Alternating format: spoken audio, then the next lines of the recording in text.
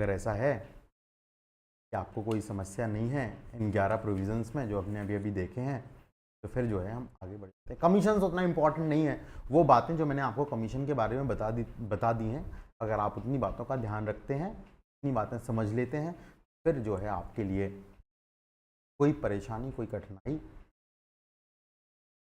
ठीक है। Is this clear और नॉट, बताइए ज़रा, इज दिस क्लियर और नॉट? बहुत बढ़िया, बहुत बढ़िया। आगे बढ़ते हैं। चैप्टर 26 जनरल प्रोविजंस हैं, इंक्वायरीज और ट्रायल से रिलेटेड कुछ और जनरल बातें हैं, 2-4 जो हमें समझनी है। ये प्रोविजंस जो दिए गए हैं चैप्टर 25 में बहुत इंपॉर्टेंट हैं, प्रीलिम्स में तो भर भर के पूछे जाते हैं, कभी कभी मेंस का भी पार्ट बनते हैं, कुछ सेक्शंस है जो मेंस का पार्ट बनते हैं। 337 खासतौर पर मेंस का क्वेश्चन ही है, प्रीलिम्स में भी बहुत बार पूछा जाता है। They are all very important, लिखने के लिए कुछ ज़्यादा नहीं है। मैं नहीं चाहूँगा कि आप लिखने पर ध्यान दें कि लिखना है यहाँ पर, क्योंकि जो लिखा हुआ है वो बड़ा आसानी से लिखा हुआ है। It is all that you understand, how do you understand it perfectly, this is the thing, वो चीज़ जो है हमें समझनी। चलिए समझना स्टार्ट करते हैं।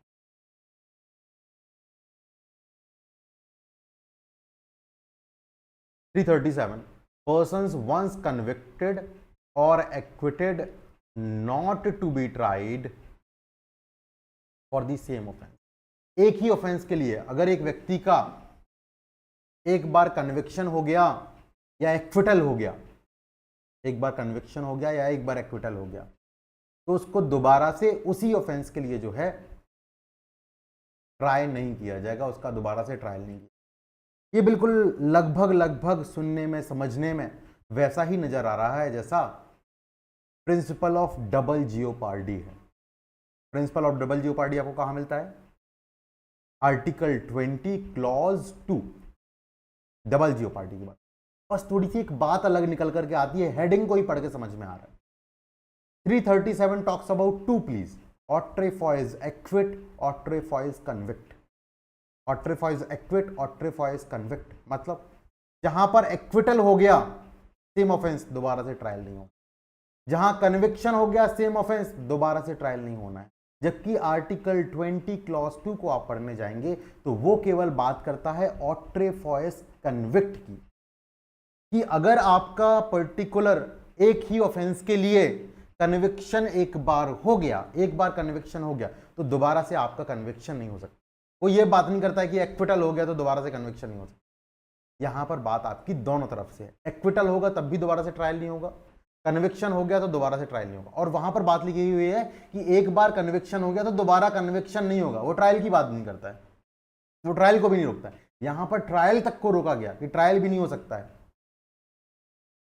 सारी ये बात समझ, बेसिक जो बात है यहां पर आपको समझ में आ रही है? क्या बात कर रहा हूं मैं?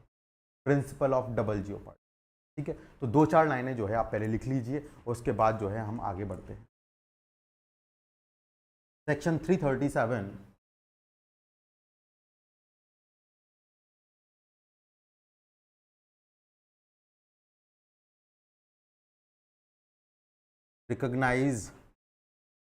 recognizes, करेक्ट ना? Section 337 recognizes the principle of common law, principle of common law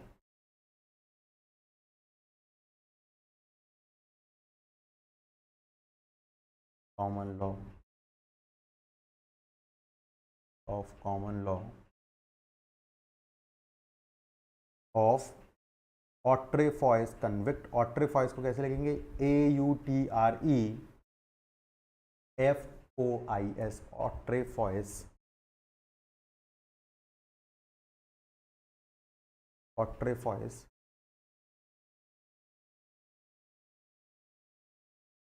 ऑट्रेफॉइज acquit, autrefois convict. that is a person cannot be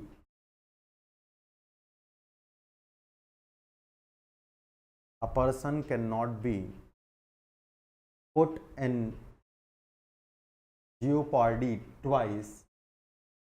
Person cannot be put in jeopardy twice for the same offense.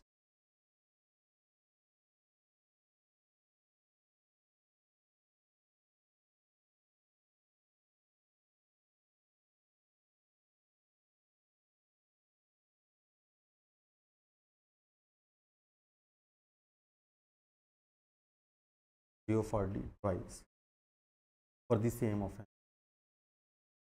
This principle is also recognized. This principle is also recognized in Article 20, Clause 2 of the Indian Constitution. Of the Indian Constitution.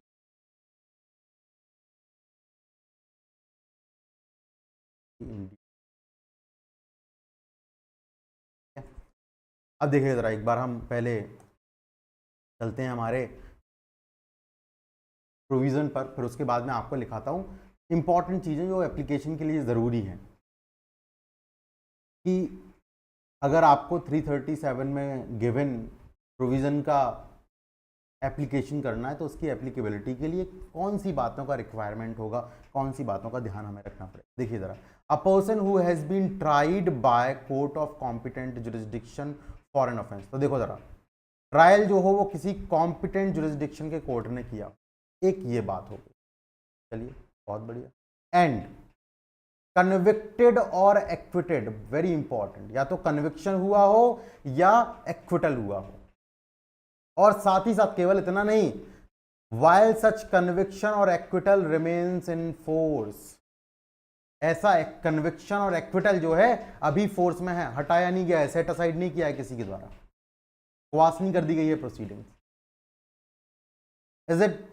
It is in force, he is not liable, he is not liable to be tried again, not liable to be tried, उसका दोबारा से trial नहीं होगा for the same offence, for the same offence. केवल इतना ही नहीं कि same offence के लिए नहीं, उन्हीं फैक्ट्स पर किसी दूसरे ऑफेंस के लिए भी नहीं हो सकता है। Nor on the same fact for any other offence, ऐसा नहीं कि आपने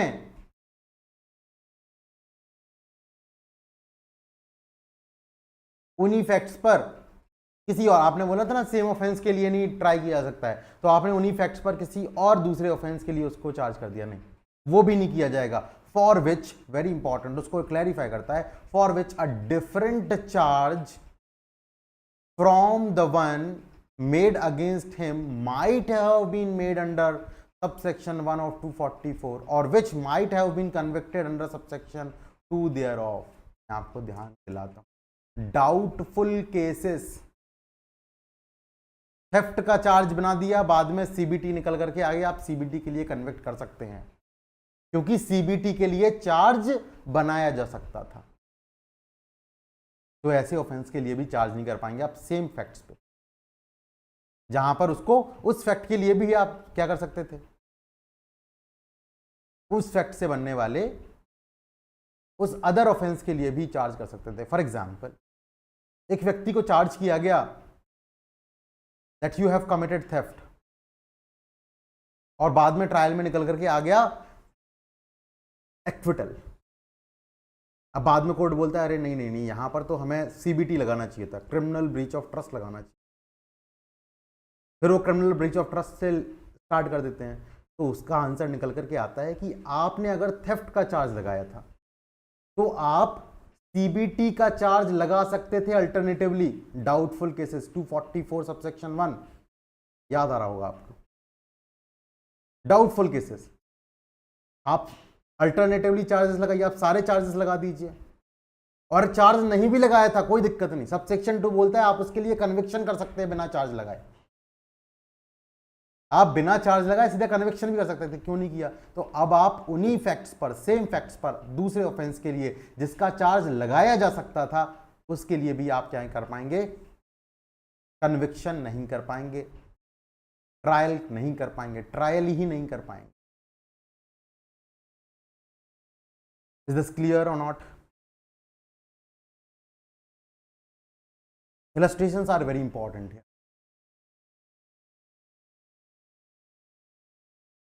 ठीक है, इलस्ट्रेशंस बड़े इंपॉर्टेंट है, लेकिन मैं चाहूंगा कि इलस्ट्रेशंस आप पढ़ें, फिर आप जो है डिसाइड करें कि आपको प्रोविजन समझ में आया है कि नहीं। मैं आपको एग्जांपल्स के साथ बताते चल रहा हूं, but I want you to read the illustrations at the later stage of this lecture, जब हम सारे प्रोविजंस को पढ़ जाएं, पूरे 6 के 6 प्रोविजंस पढ़ जाएं। ओके, उसके बाद आप जो है इलस्ट्रेशंस को पढ़िएगा और समझने का प्रयास करिएगा कि क्या कोई इलस्ट्रेशन ऐसा है जो आपकी समझ से बाहर हो। तो देखो, दो बातें हैं, आप सेम ऑफेंस के लिए ट्रायल नहीं कर सकते, आप डिफरेंट ऑफेंस के लिए भी ट्रायल नहीं कर सकते। कौन सा डिफरेंट ऑफेंस? वो डिफरेंट ऑफेंस जिसका चार्ज आप लगा सकते थे 244 सबसेक्शन 1 में, डाउटफुल वाला, या फिर आप उसके लिए कन्विक्ट कर सकते थे, बिना चार्ज लगाए आप कन्विक्ट भी कर सकते हो 244 सबसेक्शन 2। आपने नहीं किया था, तो आप सेम ऑफेंस के लिए, सेम फैक्ट्स पे डिफरेंट ऑफेंस के लिए भी, उस डिफरेंट ऑफेंस के लिए जिसका चार्ज लगाया जा सकता था, जिसके लिए कन्विक्ट किया जा सकता था, उसके लिए ट्रायल अब नहीं हो सकता है। एक बार ट्रायल हो गया, एक्विटल कन्विक्शन हो गया। ठीक है, तो लिखिएगा फॉर द एप्लीकेबिलिटी, लिखिएगा उसी में आगे, for the applicability of section 337 subsection 1, subsection 1,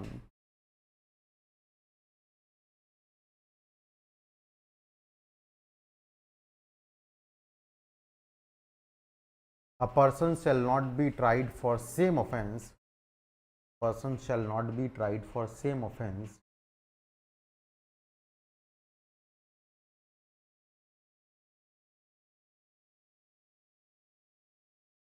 for the same offense,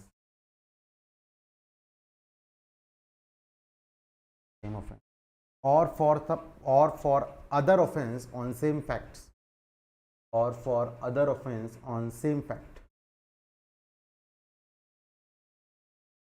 or for other offense same facts, same facts, same facts, bracket में लिख लेना, doubtful cases section 244, doubtful cases section 244 bracket close.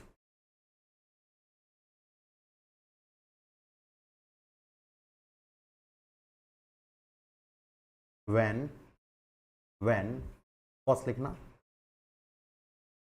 when first लिखना, the person is convicted or acquitted by competent court, the person is convicted or acquitted by competent court, and second लिखना, such acquittal or conviction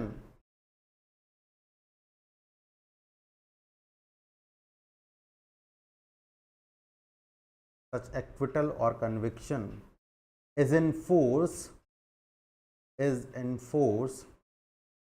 at the time of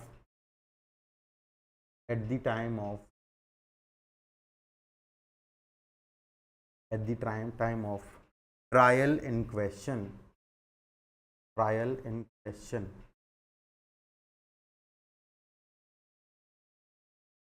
time of trial in.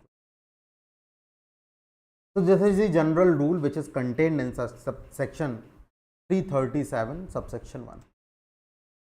अब जो 2, 3, 4, 5, खासतौर पे 5 भी नहीं, 2, 3, 4 ही, ये जो subsections हैं ये एक्सेप्शन इस जनरल रूल के। ये वो सिचुएशंस बताएंगे जहां पर दोबारा से ट्रायल हो सकता है। सबसेक्शन 1 बोला ट्रायल नहीं होगा, एक बार कन्विक्शन एक्विटल हो गया फिर दोबारा से ट्रायल नहीं हो सकता है, सेम ऑफेंस के लिए भी नहीं और सेम फैक्ट्स के लिए डिफरेंट ऑफेंस के लिए भी नहीं, सेम फैक्ट्स पर डिफरेंट ऑफेंस के लिए भी नहीं। But 2, 3, 4 provides exception to this rule, और वो बताते हैं कुछ ऐसी स्थिति, कुछ ऐसे सिचुएशंस जहां पर दोबारा से ट्रायल हो सकता है। कौन कौन सी स्थितियां हैं वो देख लीजिएगा जरा, बहुत बड़ी आसान सी हैं। A person acquitted or convicted of any offense may be tried afterwards, दोबारा से ट्रायल हो सकता है। एक्विटल कन्विक्शन हो जाने के बाद भी दोबारा से ट्रायल हो सकता है with the consent of the state government, state government की कंसेंट के साथ। कब? देखो जरा, this is important. For any distinct offence for which a separate charge might have been made against him under at the former trial under subsection 1 of 243, subsection 1 of 243 बोला गया था distinct offence के लिए अलग चार्ज लगाना है। Distinct offence के लिए क्या करना है? आपको अलग चार्ज लगाना है। अभी आपने एक ही ट्रांजैक्शन में डिस्टिंक्ट ऑफेंस, अलग अलग ऑफेंस किया। अब एक ऑफेंस के उसी ऑफेंस में आपका उसी ट्रायल में, जो पहले ट्रायल हुआ था, मान लीजिए एक ट्रायल आपका पहले हो चुका है, अभी सेकंड ट्रायल की बात कर रहे हैं कि सेकंड ट्रायल हो या नहीं हो। जो आपका फर्स्ट ट्रायल हुआ था, फर्स्ट ट्रायल में 243 सबसेक्शन 1 के अंतर्गत सेम ट्रांजैक्शन में होने के कारण उसका चार्ज वहां लगाया जा सकता था, लेकिन वहां नहीं लगाया गया। तब फिर अभी आपका सेकेंड टाइम जब ट्रायल हो रहा है तो उस ट्रायल में आपका उस ऑफेंस के लिए जिसका चार्ज लगाया जा सकता था, मान लीजिए आपने एक ट्रांजैक्शन में थेफ्ट भी कमिट किया था, असॉल्ट भी कमिट किया था। अब आप पे चार्ज उस टाइम समय लगाया गया केवल किसका? असॉल्ट का, थेफ्ट का नहीं लगाया गया। तो सेम सेट ऑफ फैक्ट्स पे बाद में थेफ्ट का चार्ज भी लगा सकते हैं, बाद में थेफ्ट का चार्ज भी लगाया जा सकता है। बस शर्त यह है, देखो उस ट्रायल में अगर 243 सबसेक्शन 1 की बात करें तो थेफ्ट के लिए, असॉल्ट के लिए, दोनों के लिए चार्ज लगा सकते थे, लेकिन नहीं लगाया गया, सेपरेट चार्ज नहीं बनाया गया थेफ्ट का, केवल असॉल्ट का चार्ज लगा करके भूल गए। तो अब थेफ्ट के लिए दोबारा से आप चार्ज लगा दीजिए। इसमें बस ये होगा कि आपको स्टेट गवर्नमेंट की परमिशन की जरूरत लगेगी, ठीक है? Is this clear? दूसरी सिचुएशन देखिए, आपने एक्ट किया, कॉन्सिक्वेंस बाद में हुआ। आपने ग्रीवियस हर्ट कॉज किया, आपको ग्रीवियस हर्ट के ऊपर चार्ज लगाया गया, आपने ग्रीवियस हर्ट किया, आपको ग्रीवियस हर्ट के ऊपर चार्ज लगाया गया, आपको कन्विक्ट कर दिया गया या एक्विटल कर दिया गया। आपने ग्रीवियस हर्ट का ऑफेंस जो है आपके ऊपर चार्ज लगाया गया, आपको कन्विक्ट कर दिया गया। Later on it is found कि भाई वो व्यक्ति मर गया, तो कॉन्सिक्वेंस बाद में निकल करके आया, तो लेटर ऑन कॉन्सिक्वेंस के लिए आप जो है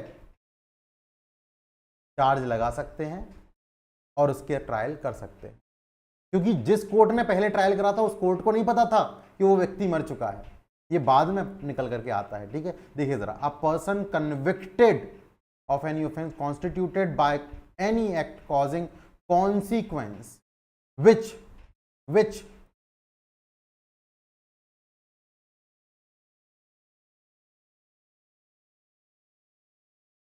together with the such act, ऐसे कॉन्सिक्वेंस को उस एक्ट के साथ मिला दिया जाए। आपको एक ऑफेंस के लिए कन्विक्ट किया गया और उसी एक्ट के साथ में अगर इस कॉन्सिक्वेंस को मिला दिया जाए तो एक डिफरेंट ऑफेंस निकल करके आता है। मैंने बताया आपको, आपने ग्रीवियस हर्ट कॉज किया, अब ग्रीवियस हर्ट के बाद वो मर गया तो कॉन्सिक्वेंस बाद में, अब इस कॉन्सिक्वेंस को आप ग्रीवियस हर्ट के एक्ट के साथ मिलाएंगे तो एक नया ऑफेंस निकल करके आता है, मर्डर, कल्पेबल होमिसाइड। तो different offence from that offence from that of which he was convicted may afterwards tried for such last mentioned offense. Last mentioned offence कौन सा है? मैं दोनों को एक ही रंग से रंग देता हूं। डिफरेंट ऑफेंस को ही लास्ट मेंशन्ड ऑफेंस बोला। डिफरेंट ऑफेंस कौन सा निकल करके आया? मर्डर का। Such last offence, last mentioned offence may be tried if the consequences had not happened. Consequences उस समय हुए ही नहीं थे जब पहले वाले ऑफेंस का ट्रायल चला था, या फिर हुए नहीं थे, या फिर वो वाले कोर्ट को पता ही नहीं थे कि हो चुके हैं, कोर्ट को जानकारी नहीं थी। कोर्ट को जानकारी केवल ग्रीवियस हर्ट की थी, तो ग्रीवियस हर्ट के लिए चार्ज हुआ और ग्रीवियस हर्ट के लिए कन्विक्शन हो गया। या तो जानकारी नहीं थी या उस समय हुआ ही नहीं था वो कॉन्सिक्वेंस, कॉन्सिक्वेंस बाद में हुआ है। तो जब ऐसा कॉन्सिक्वेंस हो गया या जब ऐसा कॉन्सिक्वेंस नॉलेज में आ गया तो अब ये नया ऑफेंस जो कॉन्स्टिट्यूट हो गया है, उस नए ऑफेंस के लिए आप क्या कर सकते हैं? दोबारा से ट्रायल कर सकते हैं, ठीक है? बहुत सारे आपको इसके बारे में इलस्ट्रेशन अभी मिल जाएंगे।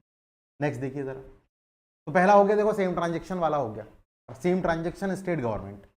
दूसरा आपका हो गया एक्ट प्लस कॉन्सिक्वेंस, और तीसरा है आपका अगर किसी पर्सन को एक्विट या कन्विक्ट कर दिया गया जिसमें कई सारे एक्ट से बना हुआ था। एक ऑफेंस जो है any offence constituted by acts, many acts, बहुत सारे एक्ट शामिल है उसके अंदर। Notwithstanding such acquittal be subsequently charged with and tried for any other offences constituted by the same act. उसी एक्ट से और दूसरा ऑफेंस भी कॉन्स्टिट्यूट होता है जिस ऑफेंस को पुराने वाला कोर्ट कॉम्पिटेंट नहीं था ट्राई करने के लिए। फॉर एग्जाम्पल, एक कोर्ट जो है आपको एक्सटॉर्शन के लिए, ध्यान से सुनिएगा जरा, एक्सटॉर्शन के लिए क्या करता है, ट्रायल करता है। आपका एक्सटॉर्शन के लिए ट्रायल किया, आपने एक्सटॉर्शन के लिए, उसने आपको कन्विक्ट कर दिया या एक्विट कर दिया, जो भी किया। अब बाद में पता लगता है कि ये एक्ट जो है 5 लोगों ने मिलकर किया था, तो अभी वो क्या बन गया, रॉबरी, रॉबरी से क्या बन गया, डकैती, और उसमें खुरे चाकू का भी इस्तेमाल किया गया। मान लीजिए रॉबरी थी, बाद में वो डकैती में कन्वर्ट हो गया। अब डकैती को ट्रायल करने के लिए वो मैजिस्ट्रेट साहब कॉम्पिटेंट नहीं थे जिन्होंने पहले ट्रायल किया था, जिन्होंने पहले ट्रायल किया था वो नहीं थे कॉम्पिटेंट। अभी ये डकैती बन गई है तो इसको और जो सेशन जज है वो ट्रायल करेगा इसका। तो ऐसे केसेस में बाद में इनको चार्ज किया जा सकता है और बाद में उनका डकैती के लिए ट्रायल हो सकता है, चाहे पहले कन्विक्शन हो चुका हो, एक्विटल हो चुका हो, उससे हमें कोई मतलब नहीं रहेगा। ठीक है, बाकी आप 281 का डिस्चार्ज देख ही लीजिए, डिस्चार्ज आप पहले भी पढ़ चुके हैं। A person discharged under section 281 shall not be tried for the same offence except with the consent of the court by which he was discharged or any other court for the to which the first court mentioned court is subordinate। या तो superior court, भाई किसी court ने किसी व्यक्ति को 281 में discharge कर दिया, सेक्शन 281 के अंतर्गत किसी व्यक्ति को डिस्चार्ज कर दिया गया। और जब डिस्चार्ज किया गया तो जिस कोर्ट ने डिस्चार्ज किया था, जब तक वो कंसेंट नहीं देगा तब तक उस ऑफेंस के लिए दोबारा से ट्रायल नहीं हो सकता, या फिर उस कोर्ट का कोई सुपीरियर कोर्ट हो, वो जब तक कंसेंट ना दे दे आप ट्रायल नहीं कर सकते। उसके बाद में nothing in this section shall affect the provisions of section 26 of General Clauses Act और section 208 of this Sanhita. The dismissal of complaint, explanation देख लीजिएगा। द डिसमिसल ऑफ कंप्लेंट और discharge of accused is not an acquittal for the purpose of this section. के लिए discharge, dismissal complaint का ये जो है एक्विटल नहीं कहलाता है। एक्विटल का मतलब है कोर्ट के ऑर्डर से एक्विटल। ठीक है, चलिए जरा अब आप इलस्ट्रेशन सारे पढ़िए और आप फिर बताइए मुझे। उसके बाद अभी आपको डाउट नहीं पूछना, पहले आपको सारे इलस्ट्रेशंस पढ़ने हैं, आपको टैली करना है। ये सब सेक्शन 1 में है आएगा, ये सब सेक्शन 2 में जाएगा, 3 में जाएगा, 4 में जाएगा, 5 में तो काय को जाएगा, 4 तक एक रूल हो गया। तो उसके बाद 3 एक्सेप्शंस लिखे, किस में जाएगा ये आपको समझना है इलस्ट्रेशंस को पढ़ करके। Then you will ask the doubt, अगर आपको फिर उसके बाद डाउट आता है तो। ठीक है, पढ़िए ज़रा जल्दी से, आपके पास 2-3 मिनट का समय है, तो देखिए जल्दी से और पढ़िए ज़रा।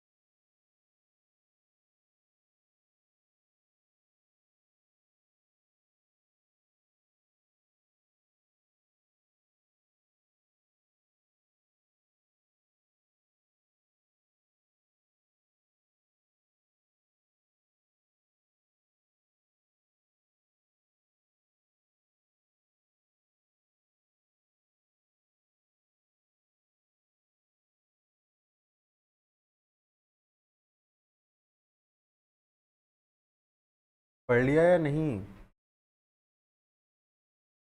पढ़ लिया। मानसी आपने? अंतशा? पढ़ लिया। कोई डाउट बताओ ज़रा। 337 जो है उसको लेकर के कोई डाउट है आपको? बता।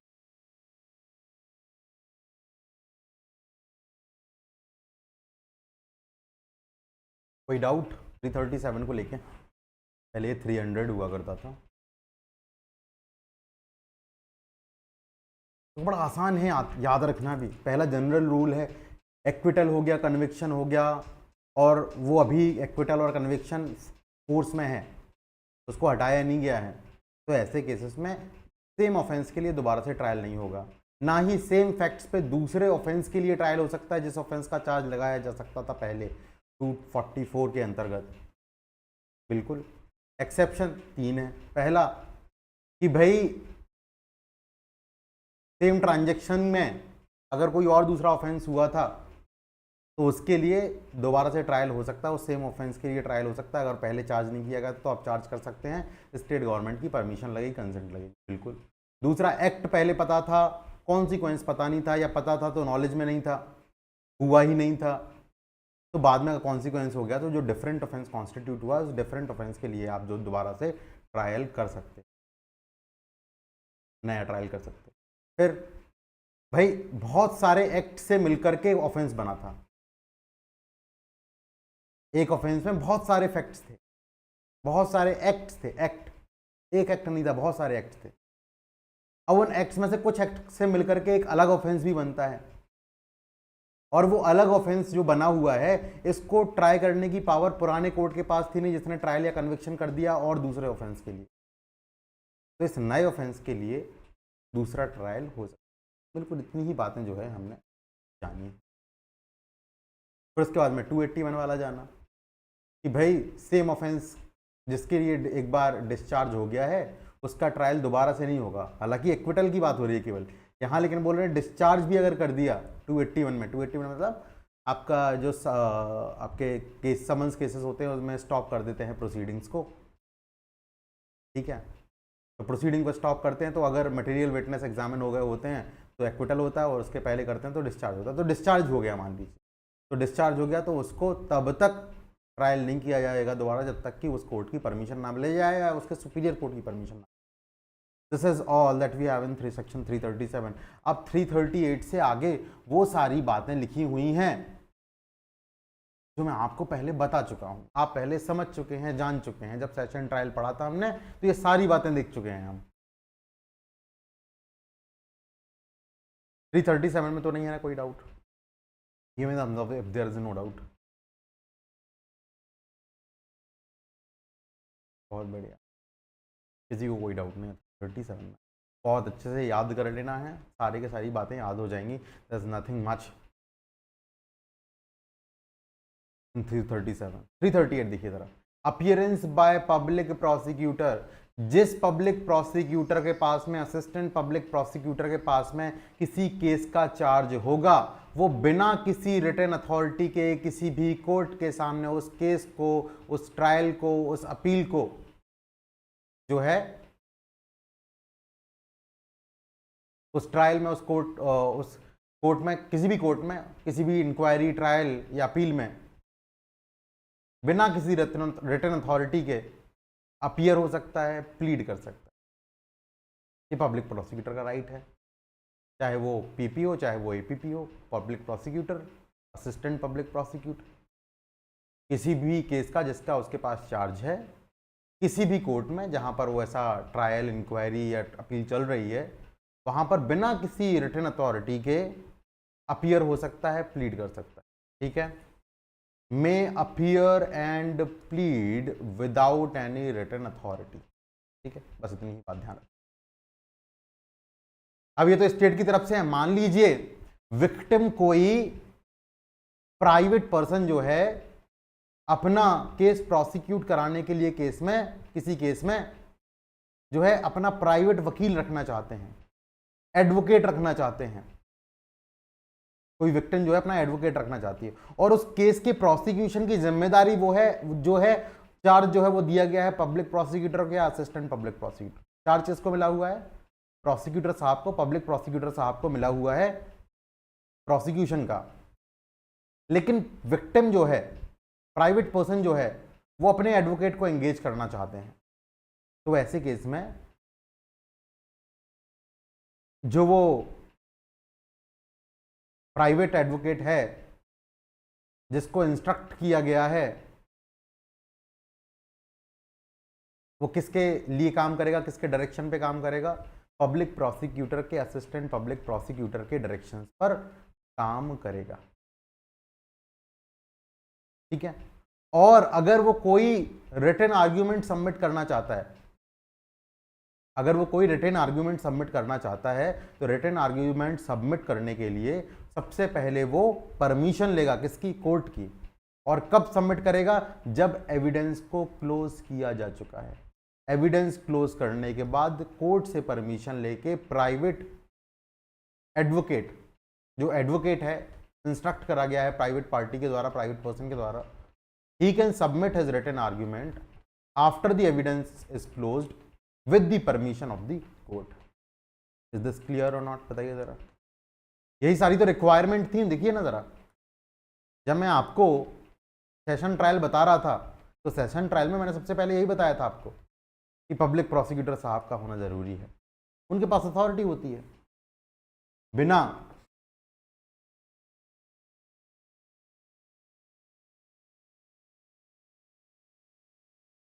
रिटन अथॉरिटी किसी भी कोर्ट में अपीयर होने की और प्लीड करने की। अब मैजिस्ट्रेट साहब जो है वो किसी भी व्यक्ति को परमिशन दे सकते हैं प्रोसिक्यूशन कंडक्ट करने की, वो पुलिस ऑफिसर भी को भी दे सकते हैं, बट वो पुलिस ऑफिसर इंस्पेक्टर रैंक से ऊपर का होना चाहिए। किसी भी व्यक्ति को, एनी पर्सन, परमिशन किसी को भी दे सकते हैं। Magistrate can permit any person to conduct prosecution, बस वो इंस्पेक्टर रैंक से नीचे का नहीं होना चाहिए, मतलब इंस्पेक्टर या उससे बड़ा होना चाहिए। इंस्पेक्टर हो या उससे ऊपर के अधिकारी जो भी होंगे, पुलिस ऑफिसर होंगे, उनको भी परमिशन दे सकते हैं और किसी प्राइवेट पर्सन को भी परमिशन दे सकते हैं किसी भी केस को प्रोसिक्यूट करने की। लेकिन अगर किसी को परमिशन नहीं दी गई तो बिना परमिशन के कोई भी व्यक्ति अपने आप जो है प्रोसिक्यूशन कंडक्ट नहीं कर सकता, परमिशन की जरूरत पड़ेगी। ये बात ध्यान रखनी है। बिना परमिशन के आप नहीं कर पाएंगे। परमिशन किसकी? मैजिस्ट्रेट साहब की परमिशन लगेगी प्रोसिक्यूशन कंडक्ट करने में। बिना परमिशन के प्रोसिक्यूट कौन करता है? पब्लिक प्रोसिक्यूटर और असिस्टेंट पब्लिक प्रोसिक्यूटर। और वही नहीं, उनके अलावा जो एडवोकेट जनरल होते हैं, गवर्नमेंट एडवोकेट होते हैं, वो भी बिना परमिशन के कोर्ट में अपीयर हो सकते हैं। लेकिन इनके अलावा अभी 338 में हमने देखा कि बिना परमिशन के, बिना रिटन अथॉरिटी के जो है वो कोर्ट में अपीयर हो सकते हैं। ऐसी परमिशन की जरूरत पब्लिक प्रोसिक्यूटर को, असिस्टेंट पब्लिक प्रोसिक्यूटर को, एडवोकेट जनरल को, गवर्नमेंट एडवोकेट को नहीं होती है। लेकिन बाकी के सारे लोगों को पहले परमिशन लेनी होगी पड़ेगी और उसके बाद ही वो प्रोसिक्यूशन कंडक्ट कर सकते हैं। और किसी भी व्यक्ति को ये परमिशन दी जा सकती है, किसी प्राइवेट पर्सन को, किसी पुलिस ऑफिसर को भी परमिशन दे सकते हैं। बस पुलिस ऑफिसर को अगर दे रहे हैं तो इस बात का ध्यान रखना है कि वो इंस्पेक्टर या उससे ऊपर का कोई अधिकारी हो। और दूसरी बात यह भी ध्यान रखनी है कि उसने इन्वेस्टिगेशन में पार्टिसिपेट ना किया हो। If such police officer has participated in the investigation, has taken part in the investigation, then he cannot be appointed to conduct a prosecution. He will not be permitted. Is this clear or not? बताइए जरा। अब जिसको permission मिल गई है वो या तो personally आ सकता है कोर्ट के सामने या किसी एडवोकेट के थ्रू अपीयर हो। ठीक है, बात आपको समझ में आई? 339 सारे सेक्शंस इंपॉर्टेंट है, मैं इसलिए आपको एक एक प्रोविजन जो है पढ़ के सुना रहा हूँ, सभी के बारे में प्रॉपर बातें बता रहा हूँ। Is this clear? आ गया समझ? अरे भाई हाँ ना, कुछ तो बिल्कुल, बहुत बढ़िया। चलिए आगे बढ़ते हैं। अब किसी भी व्यक्ति के साथ अगेंस्ट जब भी कोई केस इंस्टीट्यूट किया जाता है, कोई प्रोसीडिंग जो है करी जाती है इंस्टीट्यूट, तो उसका राइट है अपने आप को डिफेंड करने का, और वो अपने आप को डिफेंड कर सकता है किसी एडवोकेट के थ्रू। तो he may have right to be defended by advocate of his choice. 340 very important, 340 बहुत महत्वपूर्ण, आता है एग्जाम में बार बार। कौन सा सेक्शन बताता है right to be defended by advocate of his choice? हर एक व्यक्ति के पास राइट है जो कि अक्यूज बनाया गया है किसी भी ऑफेंस के लिए किसी भी क्रिमिनल कोर्ट में, तो उसके पास राइट है कि वो अपने आप को किसी एडवोकेट के थ्रू क्या करा सके, डिफेंड करा सके।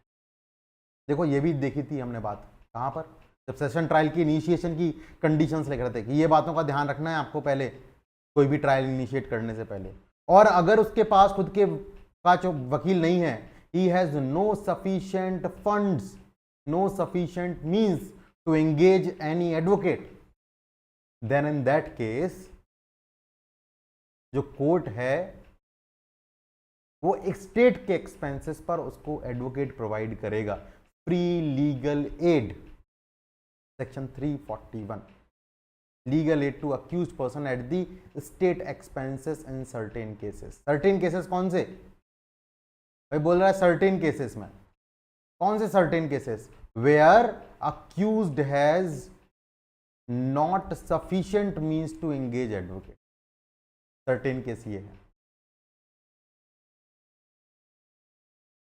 कोर्ट जो है डायरेक्शन दे देगा, कहीं ट्रायल हो रहा है या अपील हो रही है और वहां पर कोर्ट को दिखता है कि उसको कोर्ट के द्वारा किसके द्वारा, एडवोकेट के द्वारा रिप्रेजेंट नहीं किया जा रहा है, तो ऐसे केसेस में कोर्ट जो है देखेगा कि अक्यूज के पास सफिशिएंट मींस ही नहीं है कि वो एडवोकेट को एंगेज कर सके, तो स्टेट के एक्सपेंसेस पर एडवोकेट को जो है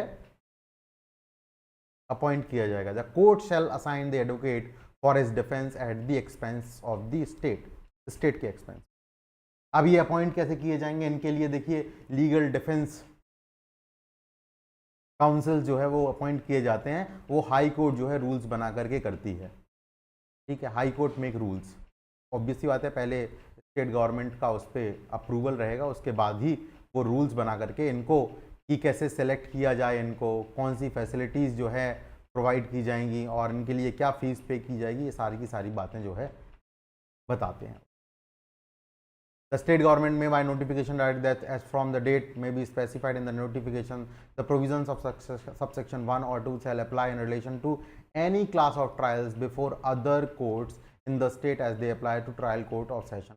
पहले ये प्रोविजन इंपॉर्टेंट था, I do not know why it is written now, क्योंकि ट्रायल और अपील लिख दिया है सबसेक्शन 1 में, जबकि पहले आप देखते हैं थे जब 304 को पहले आप जब देखने जाते थे तो वहां पर सेशन ट्रायल लिखा हुआ था, अभी ट्रायल्स और अपील कर दिया, लेकिन सबसेक्शन 3 पता नहीं क्यों चेंज नहीं किया, do not know why it is not change, because अब तो आप जब लीगल डिफेंस काउंसिल देखते हैं, LADC जिनको बोला जाता है, कोर्ट्स में जाकर के आपको मिल जाएंगे ये लोग, तो ये JMFC कोर्ट्स में भी काम करते हैं, JMSC कोर्ट में भी काम कर रहे हैं, सेशंस कोर्ट में भी काम कर रहे हैं।